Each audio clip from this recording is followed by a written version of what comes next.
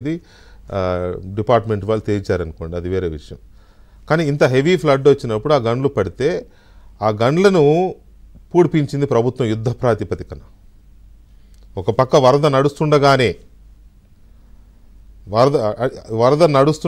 వరద కంటిన్యూ అవుతుండగానే కట్టల మీద నుంచి పొంగి పొర్లుతుండగానే ఆ భారీ గండ్లను పూడిపించింది. బుడమేరు గండ్లు చూపించండి, గండ్లను పూడిపించింది ప్రభుత్వం యుద్ధ ప్రాతిపదికన. అసలైన యుద్ధ ప్రాతిపదిక అనే పదం నేను స్ట్రెస్ చేసి ఎందుకు వాడుతున్నానంటే అక్కడ ఒక యుద్ధంలానే జరిగింది. యుద్ధంలాగా అంటే ఎక్కడ చాలా చోట్ల ఆర్మీ ఇట్లాంటి కీలకమైన టైంలో ఆర్మీ చాలా చూసాం మనం. ఉత్తరాఖండ్ అటువంటి చోట్ల కొండ చర్యలు విరిగిపడినప్పుడు, లేకపోతే బ్రిడ్జిలు కొట్టుకుపోయినప్పుడు, ఊళ్ళకూళ్ళు కొట్టుకుపోయినప్పుడు సైన్యం వెళ్ళి అక్కడ కొన్ని సహాయక చర్యలు చేయడం, ఆ డ్యామేజెస్ని ఆపడం, జనాన్ని రక్షించే ప్రయత్నాలు చేస్తారు. బుడమేరు కట్టకు పడిన గండ్లు కూడా అలాగే యుద్ధ ప్రాతిపదికన జరిగాయి. అది ఎన్నిసార్లు చెప్పినా అది మాటల్లో చెప్పలేని డ్యామేజ్ కంట్రోల్. అది డ్యామేజ్ కంట్రోల్.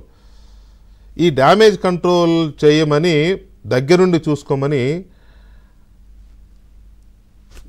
చంద్రబాబు నాయుడు గారు, ముఖ్యమంత్రి చంద్రబాబు నాయుడు నీటిపారుదల శాఖ మంత్రి, జలవనరుల శాఖ మంత్రి డాక్టర్ నిమ్మల రామానాయుడికి అప్పచెప్పారు. ఇంకా అంతే.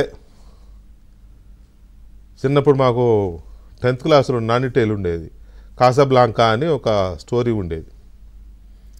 తండ్రి యుద్ధానికి వెళ్తూ ఆ పిల్లోడిని పడవలో ఉంచి నేను తిరిగి వచ్చేంతవరకు ఇక్కడి నుంచి కదలొద్దు అంటాడు. తండ్రి పాపం వెళ్ళి యుద్ధంలో చచ్చిపోతాడు. ఈ పిల్లోడేమో నిప్పు, ఆ యుద్ధం మంటలు అట్లా అట్లా అట్లా వచ్చి పడవ కూడా కాలిపోద్ది, కానీ పిల్లోడు అందులో ఉండి కాలిపోతాడు. అది నానిటేల్లో ఉండేది ఒక స్టోరీ. అంతే, ఆయన చెప్పాడు, ఈయన వెళ్ళాడు అక్కడికి.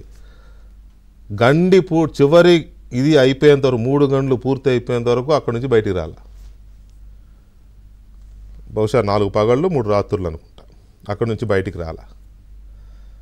ఎంతోమంది మెచ్చుకున్నారు, కితాబునిచ్చారు. చివరికి సైన్యం కూడా ఆర్మీ రేంజ్లో పనిచేశారు మీ మంత్రి అని చెప్పి రామానాయుడికి కితాబునిచ్చారంటే అది చిన్న విషయం కాదు. పనిచేసిన వాళ్ళు చాలామంది ఉన్నారు. తాజ్మహల్ నిర్మాణానికి రాళ్ళు ఎత్తిన కూలీలు ఎందరో అని అక్కడ పనిచేసిన కార్మికులు, ఇంజనీర్లు చాలామంది ఉన్నారు. వాళ్ళందరినీ ఇక్కడేదో ఆ క్రెడిట్ అంతా రామానాయుడు గారు జేబులో వేసేయాలనేది కాదు ఇక్కడ ఉద్దేశం. కానీ ఎవరో ఒకరు నాయకత్వం తీసుకోవాలి, ఆ కమిట్మెంట్ ఉండాలి. అక్కడ రామానాయుడు చూపించిన కమిట్మెంట్, ఆ తెగువ, ఇది చాలా ముచ్చట గొలిపింది అందరినీ. అందుకనే బుడమేరు బుల్లోడు, ఆయన యాక్చువల్గా పాలకొల్లు బుల్లోడు, కానీ బుడమేరు బుల్లోడు, బుడమేరు కట్ట మీద కూర్చుని ఉన్నాడు. ఇప్పుడు మనతో లైవ్లో ఉన్నారు. ఆయనతో